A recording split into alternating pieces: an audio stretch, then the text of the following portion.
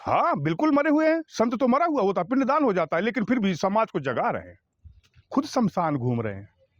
हम तो खुद मरे हुए हैं ना, हमें जिंदा इस संसार में रहना है क्या? जाना तो हम सब लोगों को शमशान ही है ना। अपने घर से क्यों डरे? मरे हुए हम भूत को चैलेंज दे रहे हैं कि आए और हमसे निपटे। हम शक्ति और प्रभु के पुजारी हैं। भूत साला क्या लगता है इन सामने? जहां देव है वहां दानव भी तो हैं। Hey guys, welcome to my new blog. तो इस वक्त हम आ चुके हैं सेक्टर 14 पंचदशनाम आवाहन अखाड़े में। इस वक्त हम लोग मौजूद हैं। हमारे साथ साधु महात्मा हैं, इनसे बात करेंगे। बहुत सारी सोशल मीडिया पे ऐसी बातें चल रही है कि भूत प्रेत आत्मा क्या होती है। कहा जा रहा है कि महाकुंभ में भी ऐसी कुछ हैं।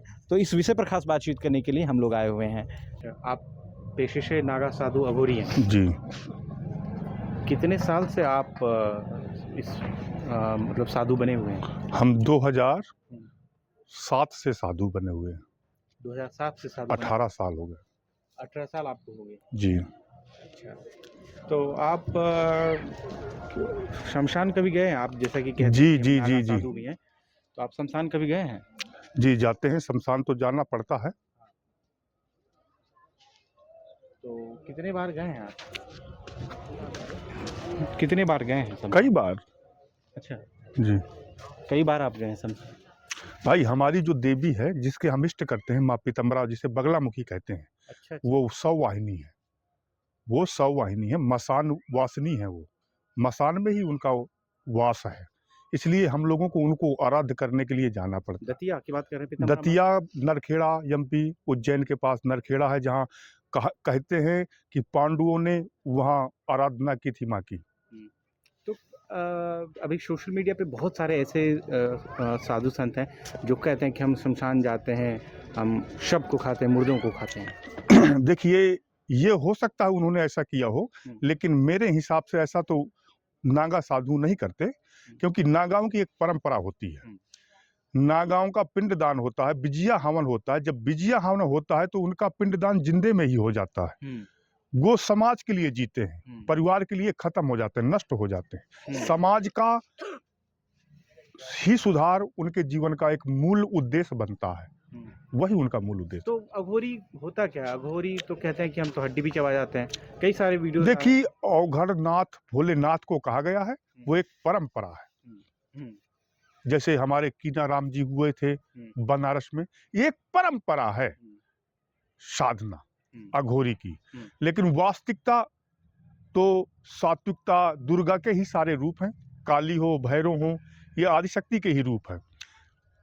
इसलिए यहाँ जो अखाड़े हमारे लगे हुए हैं, सातों अखाड़े, 7 सन्यासियों के, 6 वैष्णव संप्रदाय के, इनमें संत महात्मों का साधना का ही समय है। ये जो कुंभ होता है, ये साधना का टाइम माना जाता है। जो संत अपना एकाग्रचित हो करके, स्थिर हो करके अपनी साधना जागृत कर सकें और राष्ट्र का उत्थान कर सकें। लेकिन साधु महात्मा तो कहते हैं कि बिना मतलब शमशान के तो सिद्धि ही नहीं होती। नहीं, ये सब गलत है। ये मेरा मानना नहीं है। बिना शमशान की भी बहुत साधनाएं होती हैं, चाहे शिव की हो, विष्णु की हो, ब्रह्मा की हो, किसी की भी साधना हो। जरूरी नहीं है कि मासान जाए। मासान वासनी तो बताया ना, शक्ति है, जिसे हम काली माँ भी कह सकते हैं। 10 महाविद्याओं में वर्णन है। 10 महाविद्याओं में छिन्नमस्ता, धूमावती, मातांगी, भुवनेश्वरी, माँ बगलामुखी इत्यादि। लेकिन जो 9 रूप हैं माँ के, 9 दुर्गा के, शैलपुत्री, ब्रह्मचारिणी, स्कंद माता, चंडघंटा, कात्यायनी, कुष्मांडा, कालरात्रि, महागौरी, सिद्धिदात्री, ये साधना तो अपने कैंप में भी हो सकती है। जूना अखाड़ा के लोग तो कहते हैं कि जितने भी शमशान है, चाहे वो मणिकर्णिका हो, कामाख्या हो, तारापीठ हो, इन तमाम जगहों पर ही उनकी सिद्धि होती है। देखिए, जैसे रात भर कम 7 रात वहाँ व्यतीत करते हैं। नहीं, जैसे देखिए, आसाम में कामाख्या है, वहाँ योनि की पूजा है। वो 52 सिद्धिपीठ में, शक्तिपीठ में योनि गिरी थी माँ शक्ति की, सती की।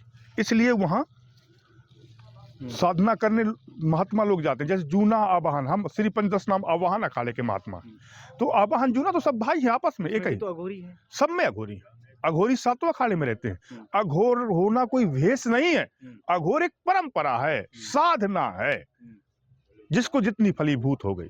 कामाख्या को तो किन्नर अखाड़ा भी मानते हैं, जैसे किन्नर अखाड़ा है वो तो पूरा कामाख्या माता को ही मानते जी जी हैं। हाँ, अभी मैं देख के आया था, योनी कुंड बना हुआ है वहाँ। हाँ। योनी कुंड में ही आहुतियाँ देते हैं और माँ का अच्छा शक्ति है, वो सिद्ध है।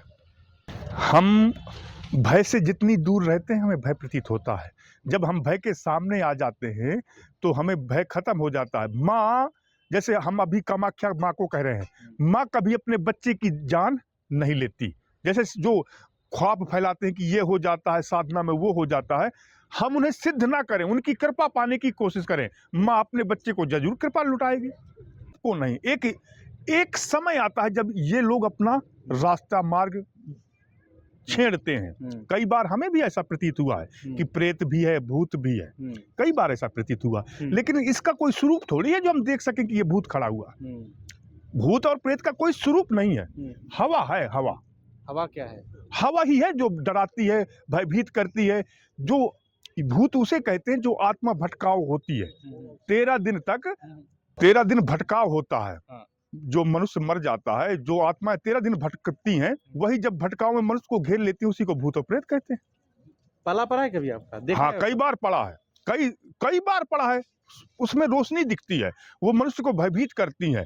भगा दिया आपने? अरे कई बार मंत्रों में इतनी दम है कि ये भूत प्रेत कहाँ टिक सकते हैं। कोई एक मंत्र बताइए जिससे। अरे कोई ज्यादा बड़ा मंत्र मत लीजिए आप तो। श्री गुरुचरण सरोज रज निज मन मुकुर सुधार बर्ण गुरु रघुपति विमल जस जो बुदायक फलचार। बस इसी बुद्धिहीन तन जान के सुमरो पवन कुमार बल बुद्धि विद्या देव मुहि ताजु। इसी से अरे हनुमान चालीसा तो वो ब्रह्मास्त्र शक्ति है कि भूत तो साला चरणों में गिर जाएगा। आप कॉन्फिडेंस से करके तो देखिए। जय हनुमान ज्ञान गुर सागर जय कपीस तिहुँ लोक उजागर रामदूत अतुलित बंदामा अंजनी पुत्र पवन सुत नामा। आप 2 क्या 4 कलियां ही, 4 पंक्तियां ही हनुमान जी की बोल दीजिए, भूत तो साला इतनी दूर चला जाएगा कि समझ में नहीं आएगा कहाँ गए, आलोप हो गया। चैलेंज किया आपने भूत से? कई बार, अभी कर रहे हैं, आगे भूत दिखाए। हम हनुमान जी के भक्त हैं, हम बगला मुखी माँ के भक्त हैं। आए और हमसे कभी भी चैलेंज दे रहे हैं भूत प्रेत को, अगर अपनी कुछ क्षमता रखता हो तो। हम भूत को चैलेंज दे रहे हैं कि आए और हमसे निपटे। हम शक्ति और प्रभु के पुजारी हैं। भूत साला क्या लगता है इन सामने? जहां देव है वहां दानव भी तो हैं। ये जब भगवान होंगे तभी तो भूत होंगे, और भगवान से क्या जीत सकता है भूत? ये लोगों के अंदर एक खौफ पैदा हो चुका है, ये भूत है, ये टोटका, ये टोमर है। भगवान की शक्ति के सामने सब निष्फल है, सब निष्फल है।